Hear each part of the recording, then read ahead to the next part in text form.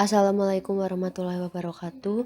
Kami dari kelompok 2 akan mempresentasikan sedikit tentang hasil review artikel pembelajaran matematika inklusif. Kami yang beranggotakan Muhammad Abdul Hakim, NIM 19104040013, Fairuz Hasna Al-Mumtaza NIM 19104040025, dan Alifia Izazi Akmarima NIM 19104040047. Yang pertama, pendahuluan.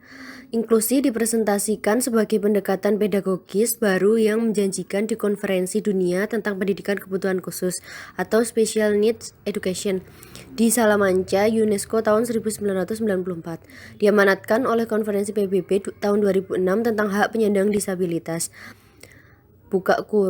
UN-CRPD UN tahun 2006 yang telah diratifikasi oleh lebih dari 175 negara. Pendidikan inklusif telah menjadi norma yang benar-benar global, atau Powell Edelstein dan Blank tahun 2016. Meskipun demikian, konsep pendidikan inklusif belum dipahami secara universal, sehingga menuntut penelitian yang lebih mendalam dan spesifik tentang pemahaman inklusi. Nyholm dan Goranson menyimpulkan bahwa definisi inklusi yang digunakan secara luas dalam literatur masih terus kekurangan kejelasan konseptual. Untuk meningkatkan pemahaman tentang pendidikan inklusif dan definisinya, peneliti meneliti bagaimana kelompok peran penting dengan berbagai pengalaman dalam sistem pendidikan mencirikan pendidikan inklusif. Penulis berpendapat bahwa ide-ide yang berhubungan dengan pendekatan tertentu terhadap inklusi mempengaruhi sikap orang terhadapnya. Dalam studi pertama yang dilakukan, penulis mempertimbangkan definisi inklusi dalam kaitannya dengan sikap terhadap inklusi dalam pengaturan tertentu. Penulis juga berfokus pada sikap masyarakat yang tercermin dalam persepsi akademis dan manfaat sosial inklusi bagi siswa dengan dan tanpa kebutuhan khusus. Studi kedua mempertimbangkan definisi dan sikap guru yang khususnya berpengalaman, karena mereka adalah kunci untuk menciptakan lingkungan belajar inklusif secara aktif dan sebagian besar bertanggung jawab untuk menerapkan program pendidikan inklusif dalam praktiknya. Oleh karena itu, penulis juga mengukur sejauh mana guru merasa siap untuk menerapkan praktek inklusif untuk mengakomodasi siswa yang beragam. Yang pertama, studi desain penelitian ke-1. Pertanyaan dan desain metodologis. Yang pertama, studi pertama meneliti bagaimana orang melihat inklusi dan jika jenis definisi mempengaruhi sikap mereka terhadap inklusi. Yang kedua, responden diminta mempresentasikan pemahaman mereka sendiri tentang inklusi secara tertulis. Yang ketiga, responden diminta untuk mengisi kuesioner tentang sikap terhadap pendidikan inklusif. Selanjutnya, data dan metode. Yang pertama, sampel pertama terdiri dari 237 orang dari populasi umum di Luxembourg. 158 perempuan dengan rata-rata usia 29 tahun, 88 guru prajabatan, 68 perempuan dengan rata-rata usia 24 tahun, dan 45 guru dalam jabatan, 32 perempuan dengan rata-rata usia 35 tahun. Yang kedua, peserta diminta untuk menyelesaikan survei sebagai bagian dari proyek yang lebih besar yang menyelidiki sikap terhadap inklusi di Luxembourg. Selanjutnya, mendefinisikan inklusi. Peneliti meminta peserta untuk mendefinisikan inklusi dengan kata-kata mereka sendiri. Tanggapan diklasifikasikan menurut tipologi Goranson dan Nyholm tahun 2014 menjadi 3 kategori, yaitu definisi penempatan kategori A, definisi yang ditentukan individual kategori B, dan definisi umum individu kategori C. Selanjutnya, sikap. Peserta mengisi kuesioner opini relatif terhadap integrasi penyandang disabilitas versi Jerman, di mana penulis mengganti kata integrasi dengan inklusi, disesuaikan dengan topik yang dibahas. Skala tujuan dari penelitian ini adalah: yang pertama, manfaat inklusi untuk siswa dengan dan tanpa kebutuhan khusus, dan selanjutnya kemajuan pendidikan dan sosial dari siswa yang diikutsertakan. Untuk hasil dari studi desain penelitian yang pertama, yaitu bisa kita lihat pada grafik, Bahwasannya pada grafik tersebut menunjukkan 43% peserta mendefinisikan inklusi menurut definisi penempatan atau kategori A, kemudian 17%-nya menurut definisi yang ditentukan individual atau kategori B, dan sisanya yaitu 40% mendefinisikan menurut definisi umum individual atau kategori C.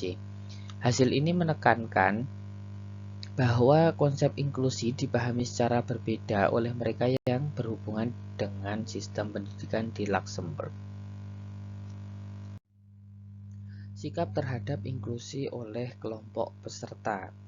Nah, untuk menyelidiki perbedaan sikap antar kelompok, kami melakukan metode campuran ANOVA dengan subskala ORI atau manfaat inklusi versus kemajuan pendidikan dan sosial sebagai faktor dalam mata pelajaran dan grup populasi umum, guru prajabatan, dan guru dalam jabatan.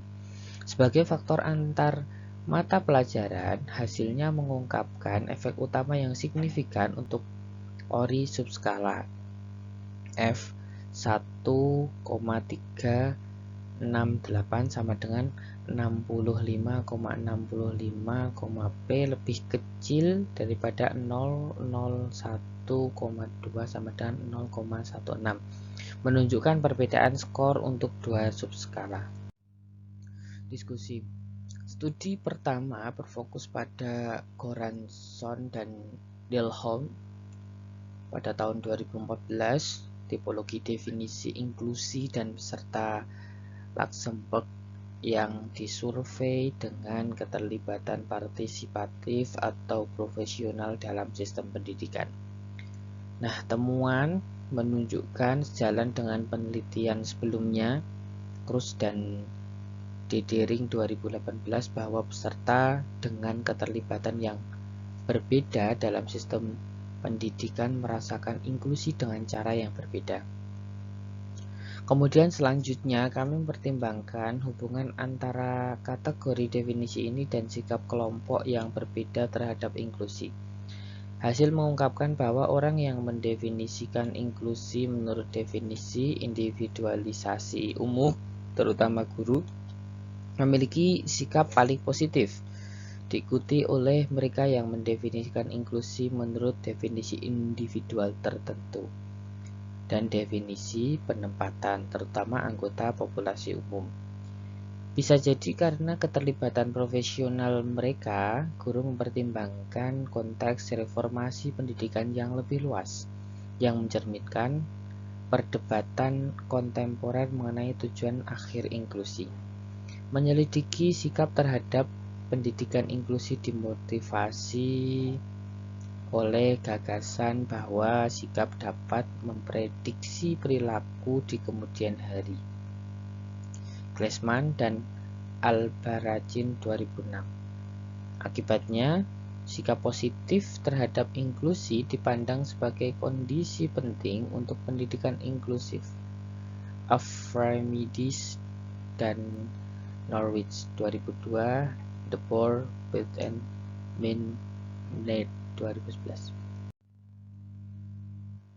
Kemudian kita lanjutkan dengan studi desain penelitian yang kedua.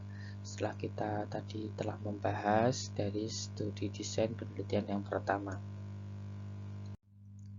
Pertanyaan dan desain metodologis. Dalam studi yang kedua ini, penulis meneliti bagaimana guru berpengalaman mendefinisikan inklusi menurut tipologi Goranson dan Delholm 2014. Penulis meneliti lebih lanjut hubungan antara definisi dan sikap guru. Peneliti juga meneliti laporan individu guru mengenai kesiapan dalam pendidikan inklusi. Kemudian data dan metodenya, yaitu sampel dalam studi kedua terdiri dari 42 guru, 39 diantaranya yaitu perempuan dengan rata-rata berumur 36 tahun.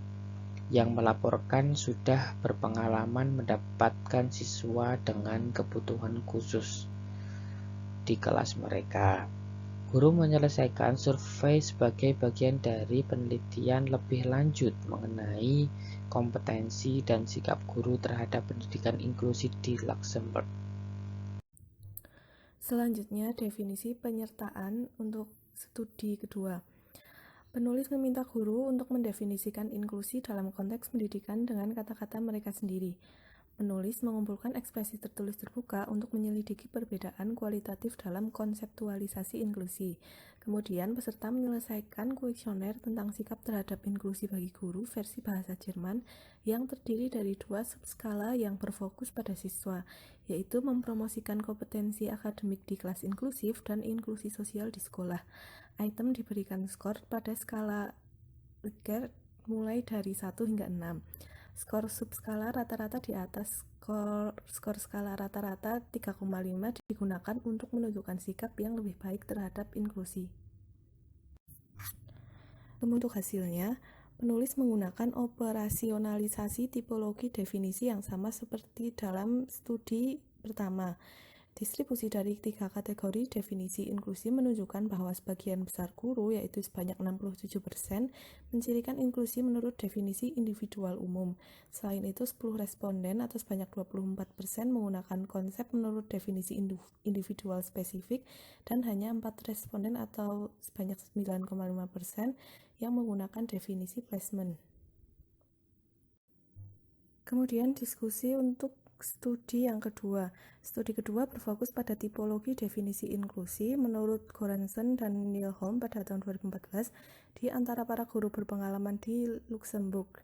Penulis menunjukkan bahwa guru yang memiliki persepsi terbuka tentang pendidikan inklusif lebih percaya diri dengan kemampuan mereka sendiri untuk menerapkannya.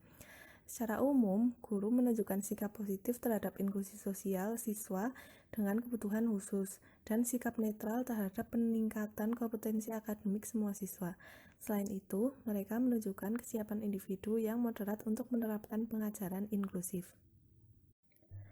Kemudian, kesimpulan untuk artikel yang telah kami review yaitu hasil penelitian menunjukkan bahwa ada perbedaan penting dalam konseptualisasi inklusi.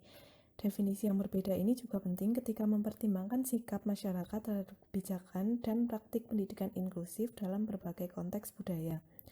Konseptualisasi yang berbeda mempengaruhi tidak hanya kebijakan dan praktik inklusif dalam sistem pendidikan, tetapi juga menjelaskan posisi dan produksi disabilitas dalam masyarakat secara keseluruhan. Sekian presentasi review artikel dari kelompok kami. Mohon maaf apabila masih terdapat banyak kekurangan.